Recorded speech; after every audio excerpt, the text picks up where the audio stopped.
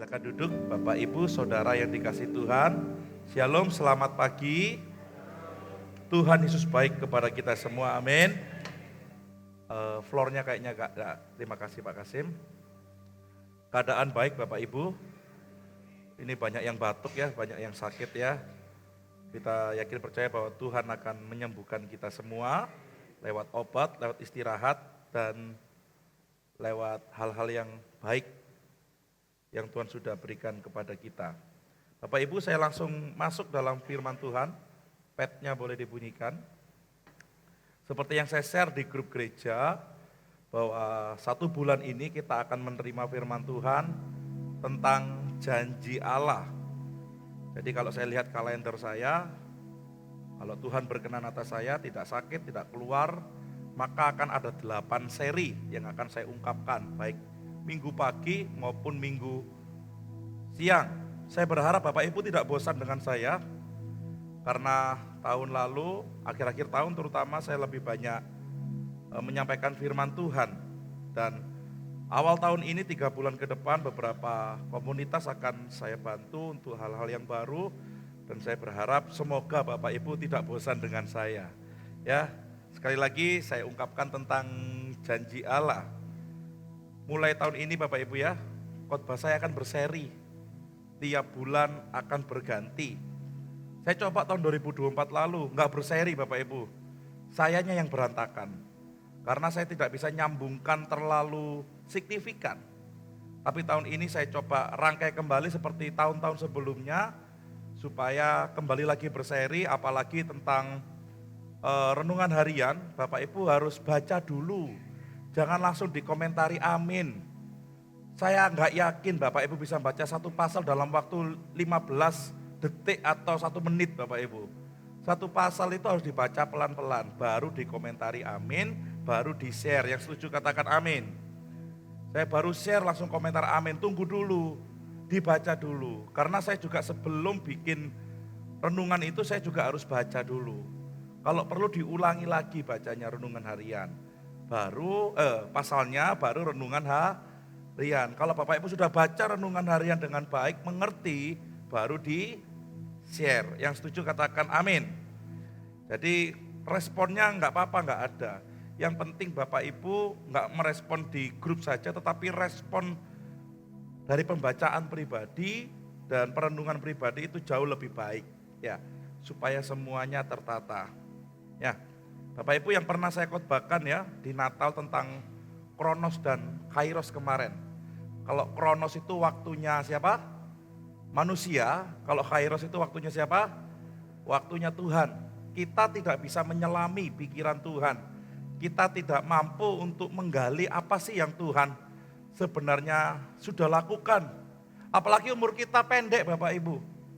Kita hanya 70, 80 mentok dah. Ada yang 90 sudah meninggal. Tapi pengetahuan kita dibatasi oleh banyak hal. Dan Tuhan adalah Tuhan yang kekal, tidak dibatasi oleh apapun. Saat dia bekerja dengan waktunya, dengan kairosnya dia, manusia hanya bisa menelaah dari kronosnya Tuhan. Dari kronosnya Tuhan ini seperti ini kira-kira. Tapi manusia nggak langsung tepat untuk mendapatkan apa yang Tuhan sedang lakukan. Pernah saya katakan tentang before Christ, sekarang BCE, before Common Era, dan di Anno Domini. Ini berbicara tentang kedatangan Kristus pada saat dia hadir dalam dunia. Ada masa yang baru. Tapi sebelumnya ada masa-masa di mana kita tertolong oleh Alkitab. Kita melihat bahwa mulai penciptaan awal di Kejadian pasal 1 ayat 1 sampai manusia berdosa, jatuh dalam dosa di Taman Eden, dan disitulah mulai cerita bahwa Allah mulai menunjukkan janjinya kepada manusia. Bapak Ibu Saudara kasih Tuhan, manusia ini jatuh dalam dosa karena menggunakan haknya. Jadi kalau Bapak Ibu pernah dengar tentang hak, saya harus dapat hak, kita harus menggunakan hak, dan lain sebagainya. Bukan hak di sepatu, tapi hak terus hak Bapak Ibu. itu bisa membuat kita jatuh dalam dosa. Karena kita nggak bisa lepas dari yang namanya unsur keinginan melakukan segala sesuatu dengan kapasitas kita sendiri. Jadi kalau Bapak Ibu hanya berbicara tentang ini hak saya, maka Bapak Ibu bisa terjatuh dalam yang namanya dosa. Karena kenapa? Kita memiliki free will, kita memiliki kebebasan. Dan kalau kita melihat di sini, manusia yang dilengkapi dengan kebebasan, sebelum-sebelumnya Adam dan Hawa ini tunduk sama Allah. Mereka tidak makan buah dari pohon yang terlarang itu. Tapi saat mereka menggunakan haknya, sekali lagi, saat mereka menggunakan haknya, disitulah iblis mulai melihat ada peluang supaya mereka bisa dikasih virus yang namanya dosa. Sama dengan kita, kalau kita bersikuku untuk berkata ini hak saya, ini pokoknya bagian saya pokoknya harus dapat yang seperti ini, disitulah iblis mulai melihat adanya celah dalam kehidupan kita. Manusia yang berdosa dan Tuhan mengatakan tentang janjinya bahwa engkau akan meremukkan tumitnya dan akan meremukkan kepalamu dan lain-lain Bapak Ibu. Dan kita melihat janji Allah ini terus dikumandangkan sepanjang kalau kita tahu tentang perjanjian lama. Jadi semua nabi mulai memperlihatkan tentang apa yang Allah sedang lakukan. Dari nubuatan-nubuatan, dari tindakan-tindakan yang Allah lakukan, entah itu mulai dari Musa sampai zaman nabi-nabi yang lain, kita bisa baca dari Kejadian sampai Maleaki, semuanya tentang penebusan dan pembebasan manusia atas dosa. Tidak ada tentang hal yang lain Bapak Ibu. Karena manusia bisa melakukan perkara yang hebat. Bapak Ibu dan saya bisa makan, bisa minum karena memiliki uang, betul? Uang didapat karena kerja, dan itu semua ada di dalam Alkitab. Kalau kamu nggak kerja, janganlah hendaknya kamu makan. Apa yang kamu usahakan pasti diberkati oleh Tuhan, amin. Itu sudah tercantum di dalam Alkitab. Hukum tabur tuai, siapa yang menabur pasti dia akan menuai. Orang menanam sesuatu dia pasti akan menerima hasil dari tanaman tersebut, betul nggak Bapak Ibu? Jadi ini bukan orang Kristen atau orang Kristen, hukum ini pasti berjalan. Orang bekerja pasti dapat upah. Itu pasti, itu bukan hanya, oh saya bekerja akan dapat upah di dalam Tuhan. Bukan hanya itu, engkau melihat orang lain di luar sana pun yang bukan orang Kristen pun, yang tidak mengenal Tuhan pun saat mereka bekerja, mereka juga mendapatkan upah. Hal yang sama juga terjadi saat kita juga rajin dalam bekerja, mengelola dengan bijak pekerjaan dan usaha kita, maka itu akan berkembang baik. Orang yang sama di luar mengalami yang sama. Kalau mereka menghambur-hamburkan uang, mereka malas bekerja, maka mereka tidak akan mendapatkan banyak uang. Betul apa salah kira-kira? Jadi masalah bekerja, masalah kita mendapatkan bagian lebih itu sudah ada di dalam Alkitab, di perjanjian lama. Contohnya di mana? Kita melihat dari keadaan dari Kain dan Habel dan seterusnya. Kita melihat bahwa semua orang yang bekerja, orang yang berusaha, mereka pasti mendapatkan hasilnya. Tapi masalahnya di sini adalah orang dalam kehidupan sehari-hari, mereka bukan justru hidup berkenan kepada Tuhan, tapi justru mereka hidup makin tidak baik. Manusia hidup makin banyak, orang makin banyak dalam dunia ini, mereka makin melenceng dari kehendak Allah. Mereka bukan malah lebih baik, tapi mereka lebih berdosa. Ingat, pekerjaan pasti menghasilkan, tetapi orang yang dalam bekerja dalam kehidupan sehari-hari yang tidak sesuai dengan kehendak Tuhan, ini juga terus melakukan dosa. Dan ini menjadi akibat yang tidak sembarangan Bapak Ibu Saudara kasih Tuhan. Sehingga Allah harus mengaruniakan anaknya yang tunggal bernama Yesus Kristus. Setelah Yesus ada, baru dinamakan Anno Domini atau tahunnya Tuhan. Before Christ itu sebelum Masehi, sebelum Mesias. Setelah Mesias datang, baru Anno Domini atau tahunnya Tuhan. Kita melihat dari zaman Kisah Para Rasul sampai Wahyu. Dan detik ini kita tetap dalam tahunnya Tuhan. Kita hidup dalam tahun kemurahannya Tuhan. Amin Bapak Ibu. Jangan berkata memang ini zaman-zaman susah. Kita harus begini, harus begitu. Enggak, kita hidup dalam anugerahnya Tuhan. Sampai kapan? Sampai Allah menentukan batas waktunya, semua selesai. Jadi selama kita hidup dalam dunia ini tetap berusahalah sebagai manusia yang takut akan Tuhan. Tetap beribadah dengan Dia, menghormati Tuhan dalam setiap tindakan kita termasuk ibadah kita. Ini degradasi moral Bapak Ibu. Saya melihat ada banyak degradasi moral yang terjadi di dalam gereja Tuhan.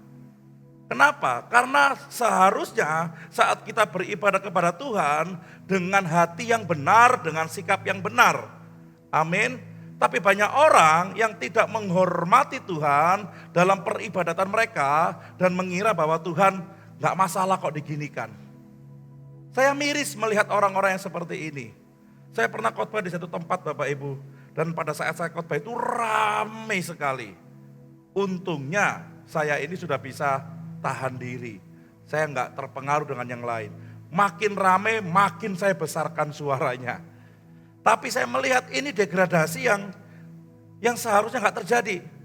Kita beribadah kepada Tuhan bukan hanya ceklok, yang setuju katakan amin. Kalau kita beribadah kepada Tuhan hanya sekedar ceklok, Anda tidak akan pernah berubah dalam hidupnya. Kelihatan orangnya hanya menuntut berkat daripada Tuhan. Aku ibadah supaya aku diberkati. Padahal lebih daripada itu, Allah menjanjikan setelah manusia jatuh dalam dosa, Allah menjanjikan yang namanya keselamatan. Di Kejadian 3 ayat 15 dikatakan, Allah mengadakan permusuhan antara ular dengan perempuan ini. Antara keturunan ular dan keturunan perempuan. Keturunan perempuan akan meremukkan kepala ular dan ular akan meremukkan tumitnya. Jadi manusia ini seperti saya katakan tadi, degradasi, penurunan dari berbagai sisi. Ada banyak hal yang membuat kita mulai tidak menghargai Tuhan. Kelihatan beribadah, tetapi tidak menghargai Tuhan. Sama seperti Adam dan Hawa. Mereka ada di tengah-tengah Taman Eden. Satu kali mereka harus jatuh dalam dosa. Ini adalah sebuah peristiwa di mana mereka sudah tidak ada rasa takut lagi kepada Tuhan. Sudah tidak ada rasa taat lagi kepada Tuhan. Sudah tidak ada hal menghargai lagi kepada Tuhan. Kalau kita memiliki hal yang sama seperti apa yang dimiliki oleh Adam dan Hawa, maka kita bisa terus masuk dalam yang namanya kesalahan dan dosa. Degradasi moral, degradasi iman, degradasi kekudusan, dan degradasi atau penurunan-penurunan yang lainnya makin terus terjadi atas diri kita. Bapak Ibu Saudara kasih Tuhan, ke gereja ini bukan hanya sekedar kumpul-kumpul saja, yang setuju katakan amin. Ke gereja ini kita selain menyembah Tuhan, mengabdikan diri kepada Tuhan, kita juga diperbaiki bersama-sama di dalam rumah Tuhan. Jadi kalau Bapak Ibu memandangnya berbeda dengan apa yang saya katakan tadi, maka saya akan melihat bahwa hidupnya ya gitu-gitu saja. Dari dulu sekarang sampai masa tua orangnya tetap sama. Sifatnya, karakternya akan tetap sama, enggak menghargai Tuhan. Dia tidak taat sama Tuhan. Ke gereja ogah-ogahan, apalagi berdoa. Saya enggak yakin Bapak Ibu, kalau orang ogahkan ke gereja, dia setia berdoa di rumah. Saya enggak terlalu yakin kalau orang itu ogah-ogahan ke gereja, dia rajin membaca Alkitab di rumah. Ada karena banyak orang yang berkata, memang Pak saya tidak ke gereja, tetapi saya berdoa di rumah. Jujur, saya katakan embel. Kenapa? Kalau yang kelihatan saja engkau nggak mau lakukan, apalagi yang tidak kelihatan. Karena ke gereja adalah sebuah bentuk pengabdian kepada Tuhan. Kalau kita bisa menghargai yang kelihatan, maka kita pasti menghargai yang tidak kelihatan. Nah, ini jangan hanya berbicara tentang perkara jasmani. Yesus datang untuk menebus dosa manusia dan memulihkan keadaan manusia. Amin, Bapak Ibu Saudara kasih Tuhan. Sekali lagi, kalau kita bekerja dengan baik, dengan rajin, pasti membuahkan hasil. Pasti. Tapi masalahnya di dalam kehidupan kita ini, kita nggak bisa menghapus dosa.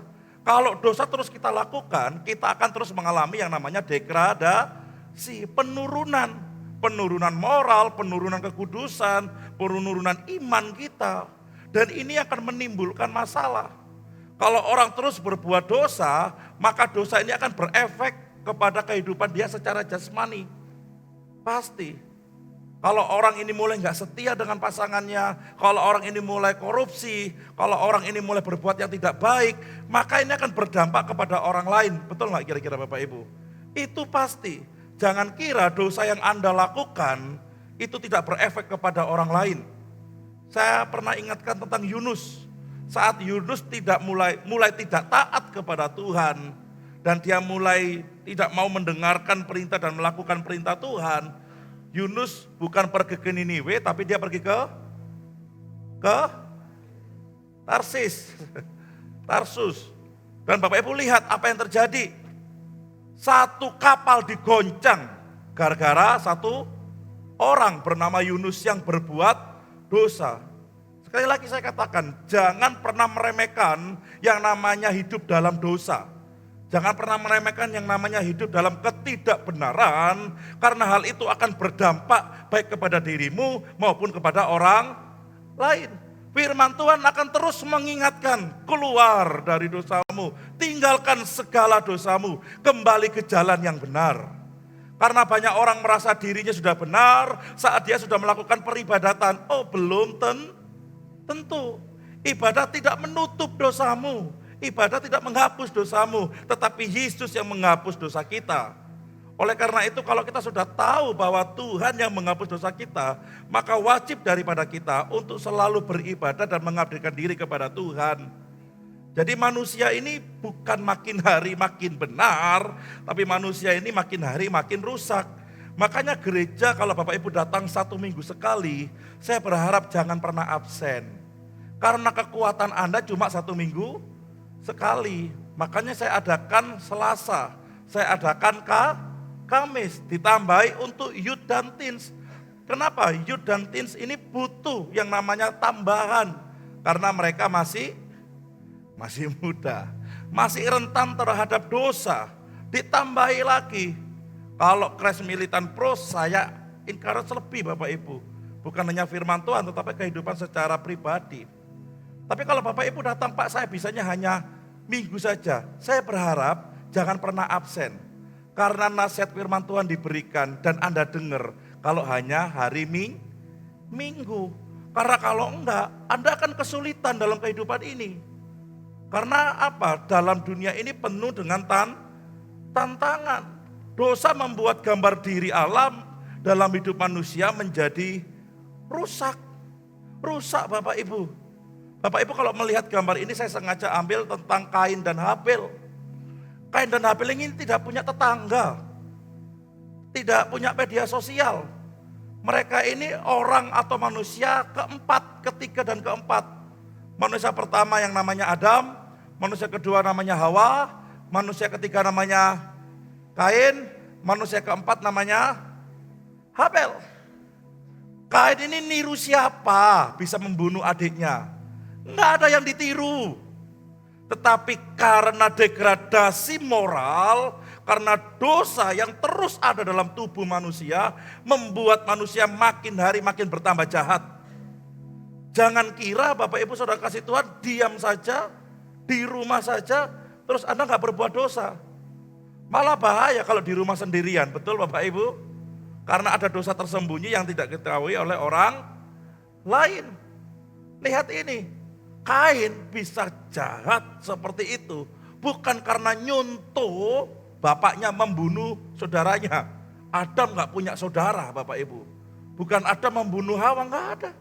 Tapi degradasi, penurunan dari gambar Allah dalam diri manusia menjadi rusak karena dosa.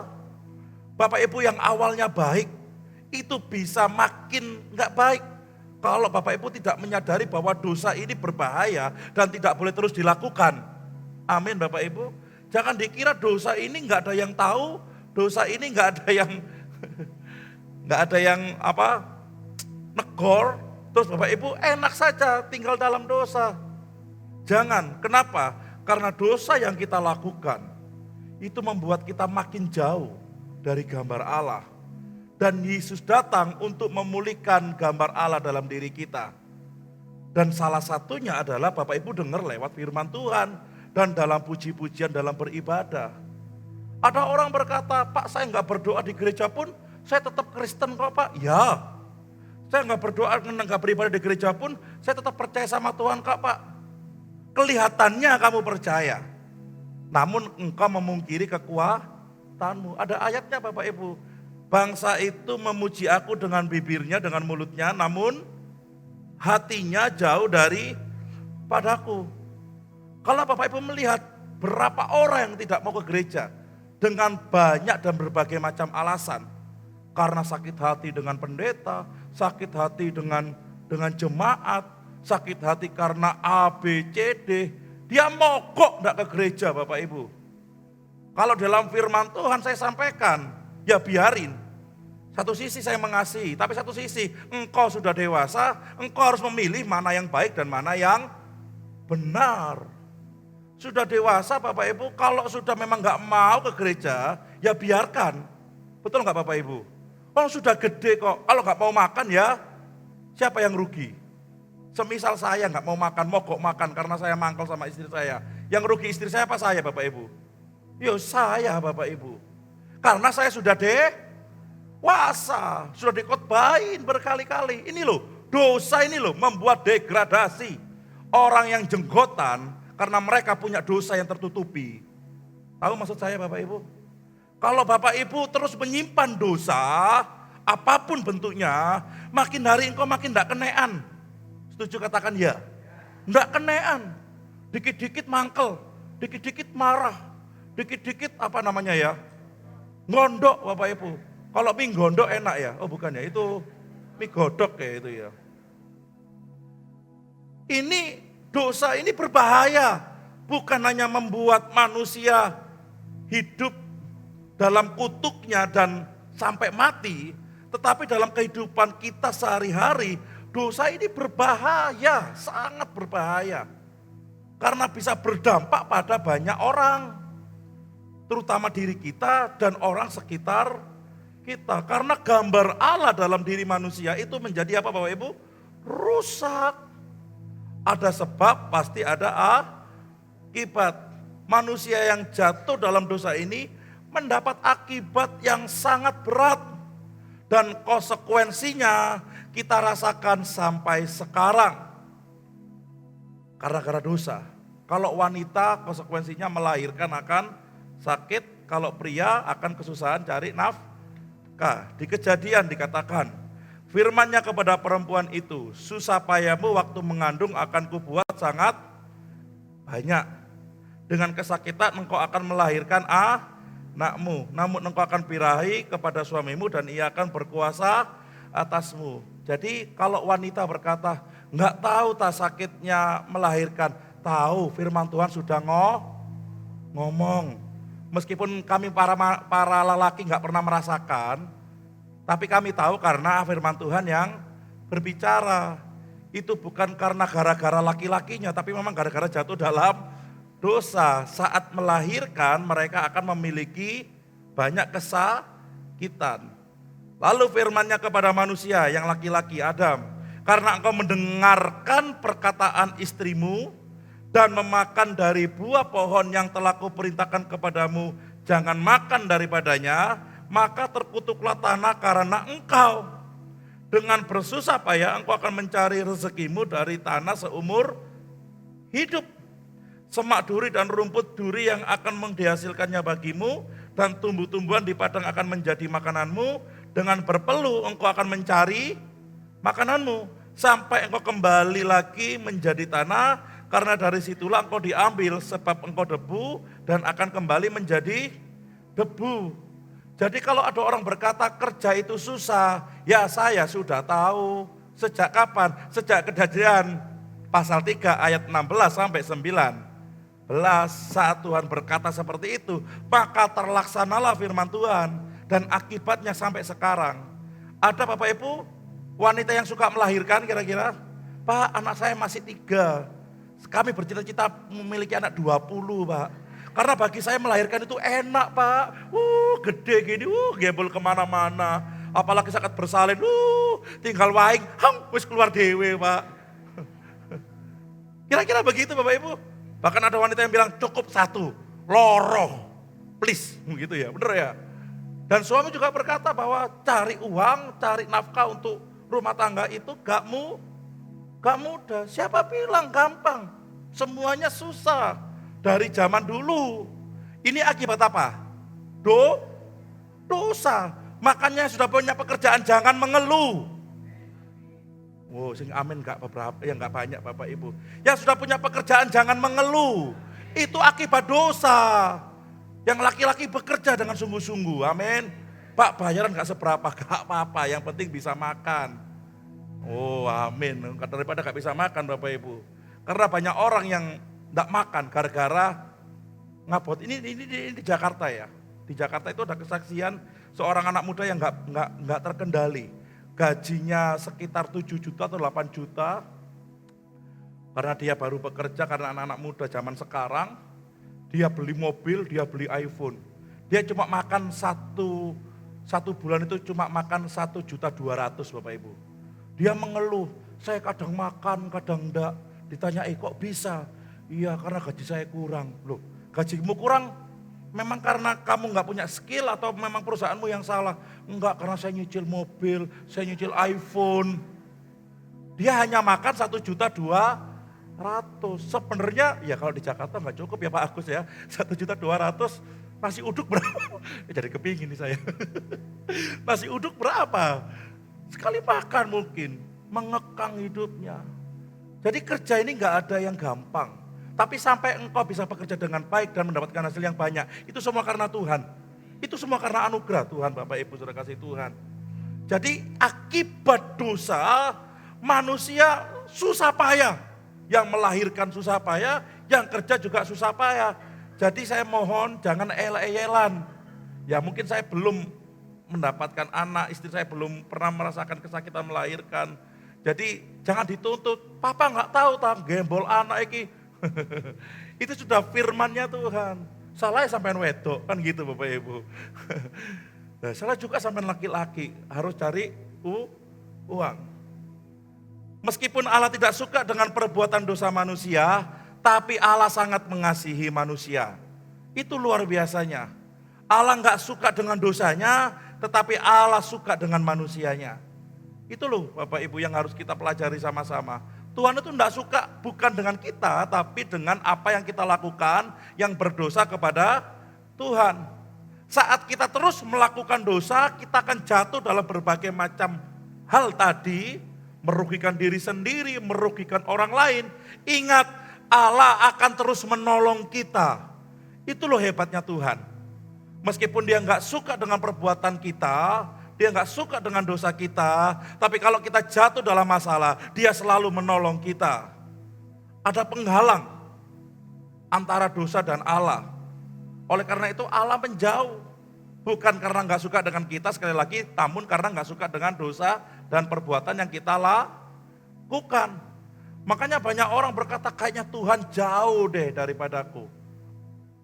Almarhum Presiden Republik Indonesia, Gus Dur, berkata bahwa orang Kristen adalah orang yang paling dekat dengan Tuhannya. Kenapa beliau berkata? Karena orang Kristen menyebut Allah itu Bapa. Dan kita tahu hal itu Bapak Ibu. Bahwa meskipun kita jatuh dalam berbagai macam masalah karena perbuatan kita atau perbuatan orang lain, tapi semua karena dosa, Allah tetap menolong kita.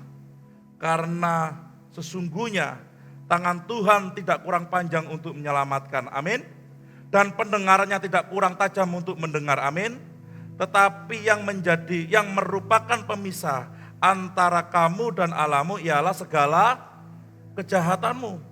Dan yang membuat dia menyembunyikan diri terhadap kamu sehingga ia tidak mendengar ialah segala dosa. Ini Bapak Ibu yang saya katakan tadi, karena dosa manusia itu jadi hidup makin gak benar. Baperan, tahu baperan ya? Kebawa perasaan. Kemarin saya ungkapkan di mana itu, di CM Pro ya. Orang bisa baperan karena dia itu mengeneralisasi semua hal. Saya ajari begini, apa yang terjadi di kerjaan jangan dibawa ke rumah. Dan apa yang terjadi di rumah jangan dibawa ke kerjaan. Salah satunya Bapak Ibu, kalau di kerjaan lagi bermasalah, lagi amburadul, tinggalkan itu di kerjaan. Sampai rumah, pulang ke rumah ketemu istri. Istri itu enggak salah apa-apa, jangan tiba-tiba dimarahin. Jangan tiba-tiba suami dimarahin. Karena pekerjaanmu sedang berantakan dan lain-lain sebagainya. Jangan bawa ini ke dalam rumah, kasihan orang rumah. Atau sebaliknya, kalau lagi bertengkar di rumah, jangan dibawa ke kerjaan. Ketemu manajer, apa kamu lihat-lihat? Begitu Bapak Ibu, pecat Bapak Ibu. Hah? Ini loh, manusia kalau sudah jatuh dan hidup dalam dosa, mereka mengalami penurunan terus. Hidup bukan makin benar, tapi hidupnya makin enggak benar. Iblis butuh satu celah kecil saja, langsung masuk. Dan itu yang membuat manusia makin jauh dari Allah, karena dosa dan segala kejahatan. Padahal Allah itu selalu menolong kehidupan kita, amin. Selalu kita punya masalah, Allah selalu tolong, amin Bapak Ibu. Selalu Allah itu menolong kita. Tapi yang masalah utamanya adalah kenapa kok kita terus mau dan terus hidup dalam dosa. Orang yang berdosa ini adalah orang yang sebenarnya tidak menyadari anugerah Tuhan. Dia mati untuk kita supaya dosa kita dihapuskan dan hidup kita dipulihkan. Tunggu dulu, bukan hidup dipulihkan secara materi dulu, tetapi hidup dipulihkan secara spiritual dulu. Nanti pada yang kedua, janji Allah versi yang kedua, part yang kedua. Saya akan ungkapkan tentang pemulihan di jasmani dan pemulihan di rohani. Tapi lihat, saat kita ditebus dosa kita oleh Tuhan, saat dosa-dosa kita semua dihapuskan oleh Tuhan, maka Dia akan pulihkan keadaan kita. Yang sukanya berbuat yang tidak baik, karena mengenal dan menyadari betapa luar biasanya anugerah Tuhan atas hidupnya, dia mulai sadar dan tidak melakukan dosa lagi. Ingat ya Bapak Ibu ya, kalau ada di antara kita, makin hari kok ngamuan, makin hari kok makin gak bener, makin hari kok makin gak kenean, artinya ada dosa yang sedang disembunyikan.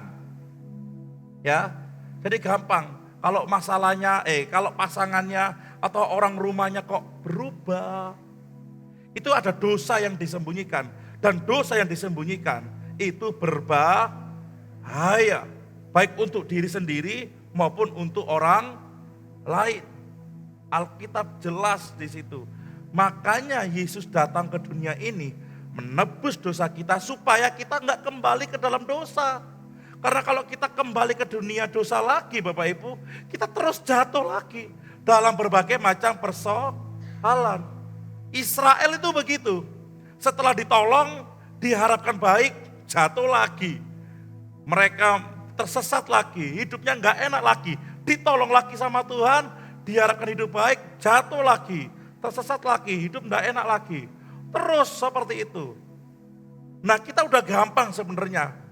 Saat kita mengingat kematian Tuhan, menebus dosa kita, artinya hidup kita dipulihkan, jiwa kita dipulihkan, roh kita diperbaharui dari hari ke hari. Nanti masalah yang kita hadapi bukan masalah yang merugikan orang lain, tapi masalah yang kita hadapi adalah masalah yang mendewasakan diri kita terhadap Tuhan, kepada Tuhan. Bukan kita kena masalah terus orang lain jadi rugi. Tapi kita kena masalah, tapi masalah ini mendewasakan kehidupan pribadi kita. Amin Bapak Ibu. Tapi kalau engkau berbuat dosa, kena masalah, masalah ini akan merembet ke orang lain. Dan akibatnya bisa makin parah kalau engkau tidak keluar dari dosamu. Makanya hidup kita ini yang sudah ditebus oleh pengorbanan Yesus Kristus harus dipandang sebagai hidup yang sangat berharga. Kalau orang berkata hidupmu gak berharga, biarin. Hidup saya berharga di mata Tuhan. Harga kita berbeda dengan harga yang ditaruh oleh dunia. Dunia melihat harga kita tergantung dari jam tangan kita, tergantung dari handphone kita, tergantung dari apa yang kita pakai, apa yang kita kendarai. Tapi Yesus tidak pernah melihat harga kita seperti itu. Yesus melihatnya kita berharga di mata Allah. Jadi Bapak Ibu, meskipun bahasanya ya, engkau hidup dalam kesederhanaan, bukan berarti engkau tidak memiliki nilai. Beda ya, antara harga dan nilai itu berbeda. Harga itu manusia yang kasih, karena dilihat secara kasat mata. Tetapi nilai itu dilihat dari dalam. Karena perbuatan Allah menanamkan gambarnya kepada kita. Jadi kita harus melihat dan mengingat sama-sama tentang kematian Tuhan yang mengingatkan kita bahwa hidup kita itu berharga. Jadi kalau sudah ditebus oleh Tuhan, jangan kembali lagi hidup dalam dosa. Karena kalau kita terus hidup dalam dosa, akibatnya tidak main-main Bapak Ibu. Tetapi sekarang setelah kamu dimerdekakan dari dosa, dan setelah kamu menjadi hamba Allah, kamu beroleh buah yang membawa kamu kepada apa Bapak Ibu? Pengudusan. Dan sebagai kesudahannya ialah apa? Hidup kekal. Sebab upah dosa ialah maut, tetapi karunia Allah ialah hidup yang kekal di dalam Kristus Yesus Tuhan kita. Ingat ini, saat kita sudah ditebus, sudah dimerdekakan dari dosa, maka kita dibawa terus hidup dalam pengudusan. Manusia nggak bisa hidup kudus, tetapi manusia dikuduskan oleh firman Tuhan. Yang artinya manusia harus terus berjalan dalam firman Tuhan. Kita nggak bisa nggak hidup dalam firman Tuhan. Kita nggak bisa nggak berjalan dalam firman Tuhan. Manusia memang nggak bisa hidup kudus, karena kekudusan hanya milik Tuhan. Tetapi dalam kehidupan ini kita terus dikuduskan dengan kuasa firman. Makanya bagi Bapak Ibu yang terikat dosa apapun itu, nggak ada yang nggak bisa dilepaskan dengan firman Tuhan. Asal engkau sadar bahwa hidupmu harus tetap berada dalam firman Tuhan. Sudah nggak susah-susah, nggak usah datang kepada saya sudah didoakan, nggak usah. Bapak Ibu sadar hari ini bahwa saya butuh pelepasan, saya butuh kelepasan daripada terikatan dosa dan hidup terus dalam firman Tuhan, maka engkau akan terus dibawa dalam pengudusannya Tuhan. Kekekalannya, kesudahannya, engkau hidup kekal bersama dengan Tuhan, amin. Jadi kita mengerti kalau sudah dimerdekakan dari dosa berarti kita dikuduskan. Jangan sudah dikuduskan balik lagi dosa. Dikuduskan balik lagi dosa. Jangan seperti itu Bapak Ibu. Kita harus sadar Yesus mati sekali untuk kita, untuk menghapus dosa kita. Maka saya dan saudara sudah tidak mau lagi hidup dan kembali kepada dosa. Itu harus dengan sadar, Tuhan 2024 aku ada keterikatan dosa. Aku ada dosa yang mungkin orang lain tidak tahu, mungkin pasanganku tidak tahu. Tapi 2025 aku serahkan semua ini kepada Tuhan. Aku mau terlepas dari semuanya ini.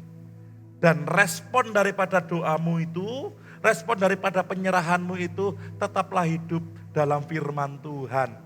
Jangan jauh-jauh dari firman Tuhan. Yang setuju katakan amin.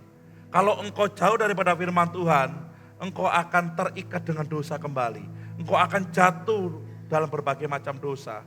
Karena ibadah seperti ini tidak menjamin kita langsung murni, langsung kudus, langsung keluar. Dedeng, bau kudus saya. Tidak bisa menjamin. Karena yang bisa menjamin hanya firman Tuhan. Keluar dari gereja, hidup dalam firman-Nya. Terus bersekutu dengan firman-Nya. Firman Tuhan ini kita bawa kemana-mana setiap hari. Mana buktinya? Handphone. Dulu orang tidak membawa firman, Alkitab, malu. Sekarang di handphone kita ada Alkitab, betul Bapak Ibu? Artinya firman Tuhan kita bawa kemana-mana setiap hari. Mau engkau ke mall, mau engkau di pasar, mau engkau di sawah, kalau engkau bawa handphone berarti engkau bawa firman Tuhan. Ada waktu, luangkan waktu baca firman Tuhan. Kepingin berbuat dosa, Tuhan tolong kami, tolong hamba, supaya hamba tidak masuk dalam dosa. Baca firman Tuhan, lihat hari ini renungannya apa. Oh, Senin besok renungannya Kejadian pasal 5 Bapak Ibu. Karena minggu saya berhentikan. Kejadian pasal 5. Dibaca lagi Kejadian pasal 5. Tuhan, aku enggak ngerti, enggak apa-apa, baca saja karena firman ini akan menguatkan kehidupan kita. Makanya kalau kita sudah percaya kepada Allah lewat Yesus Kristus, kita harus terus disadarkan bahwa kita adalah orang tebusannya Tuhan. Hidup kita itu untuk menggenapi rencana Tuhan, bukan untuk menggenapi rencana kita. Amin. Pemain musik bisa masuk. Yaitu bahwa kamu berhubung dengan kehidupan kamu yang dahulu, harus menanggalkan manusia lama. Sama-sama katakan harus menanggalkan manusia lama. Yang menemui apa Bapak Ibu? Kebinasaannya oleh nafsunya yang menyesatkan. Nafsu ini bahaya. Ini dosa ini membuat nafsu manusia ini hidup dalam berbagai macam kesulitan. Supaya kamu dibarui di dalam roh dan pikiran. Makanya kenapa setiap kali ada orang ulang tahun saya berkata Tuhan berkati tubuh, jiwa dan roh. Karena roh ini butuh diperbaharui. Jiwa itu pikiran masuk di situ. Tubuh, jadi Bapak Ibu diberkati bukan hanya tubuh. Yang gemuk menjadi makin gemuk. Yang kaya menjadi kaya bukan. Tetapi baik tubuh maupun jiwa pikiran kita maupun roh kita harus diperbarui oleh Tuhan. Dan mengenakan manusia baru yang telah diciptakan menurut kehendak Allah di dalam kebenaran dan kekudusan yang sesungguhnya. Jadi janji Allah kepada manusia adalah memberikan hidup yang baru melalui Yesus Kristus. Saat dia mati menebus dosa manusia, maka roh dan jiwa kita diperbarui di dalam dia. Dan itu terus berulang kali. Setiap hari, setiap waktu kita harus diperbarui di dalam Kristus Yesus. Kalau kita terus diperbarui artinya kita sedang mengenakan manusia yang baru. Kalau kita berkata kita mengenakan manusia yang baru, tapi kita nggak mau diperbarui setiap hari, artinya kita bohong. Apa bedanya dengan orang Farisi yang kelihatan di luarnya kudus, yang kelihatan di luarnya putih suci, tapi dalamnya seperti kuburan yang busuk. Kita nggak seperti itu. Kalau kita ditebus oleh darah Tuhan Yesus Kristus lewat janji Allah kepada kita, maka tubuh, jiwa, dan roh kita diperbaharui setiap hari. Kita mengenakan manusia baru dan endingnya adalah kita hidup menurut kehendak Allah. Pasti menurut kehendak Allah dalam kebenaran dan kekudusan yang sesungguhnya. Maka kita melihat Bapak Ibu, bahwa mulai dari manusia jatuh dalam dosa, makanya janji Allah itu sudah digenapi dalam Kristus Yesus. Kita sebenarnya sudah tinggal dalam kebaikan Tuhan. Anno Domini, kita hidup dalam tahun kemurahannya Tuhan. Jangan pergunakan waktu-waktu ini, hari-hari ini untuk berbuat yang tidak baik. Pak, manusia akan lemah, iya, saya juga lemah. Tapi ingat, kita punya firman yang mampu menguatkan kehidupan kita. Kalau masalah pekerjaan Bapak Ibu ahlinya. Betul Bapak Ibu? Saya itu nggak iso macul Bapak Ibu. Tapi banyak yang pintar macul, betul ya? Saya itu sudah nggak bisa kerja seperti Bapak Ibu. Saya ini sudah mengalami degradasi secara pekerjaan. Tapi saya mengalami kenaikan secara roh.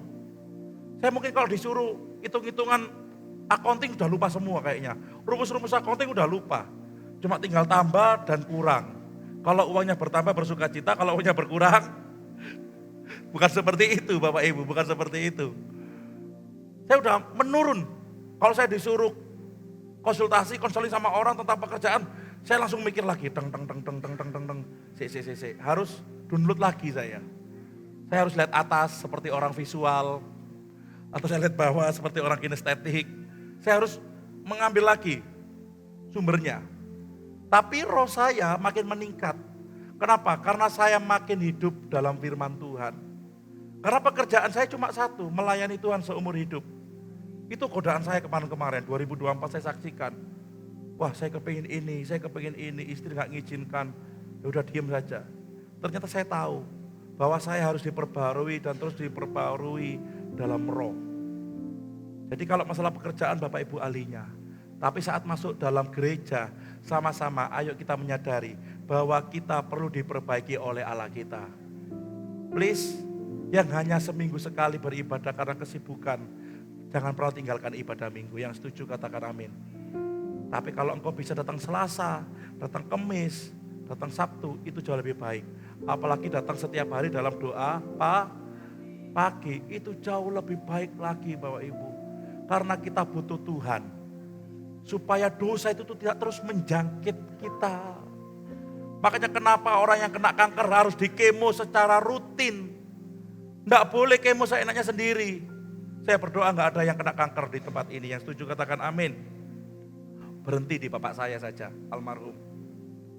Kalau pernah dengar kesaksian orang kemo, 10 kali, 12 kali. Bahkan kemo tidak menjamin kanker itu hilang.